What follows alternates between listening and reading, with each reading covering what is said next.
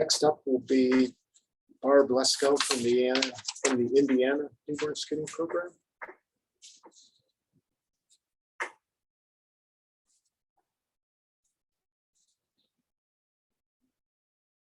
Next slide, please.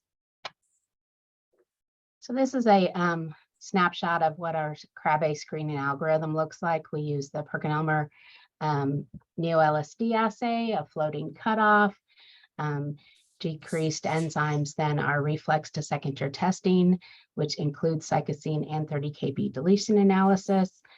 And then any positive result, either cytosine and or molecular result, would then be reported as through our program as an abnormal to the follow-up group to be further evaluated. Next slide.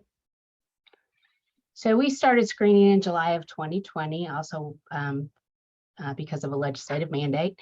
Thus far, we've screened 160,000 infants.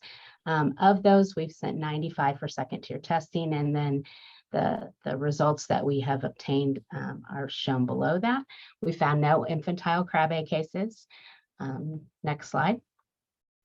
This is a little bit more detailed information of the Krabbe findings. So the way our positive reporting works is that the state contracts with a follow-up group, a metabolic follow-up group that basically takes care of all cases through the state of Indiana. That way there's a consistent communication process, both with the lab, the state, and then the primary care physicians. So communication to the family is a little bit dependent on the primary care physician's comfort level, but with a lot of communication coming directly from that follow-up group. Next slide. This is our algorithm for XALD screening. Again, we use a primary screen, FIA-MSMS by Neobase-2 from PerkinElmer. We reflex to a second tier LC-MSMS, and those are our reporting levels right there. Again, the follow-up process for any of our XALD patients are very similar to the Krabbe situation. Next slide, please. So we started statewide screening in July of 2021. So we've been doing this about a year. And these are the cases that detected thus far. And the next slide is a little bit more detailed of that.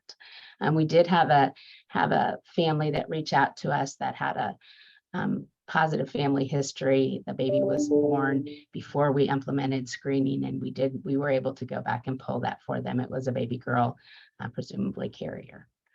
Next slide. That is all I have. Thank you, Barbara.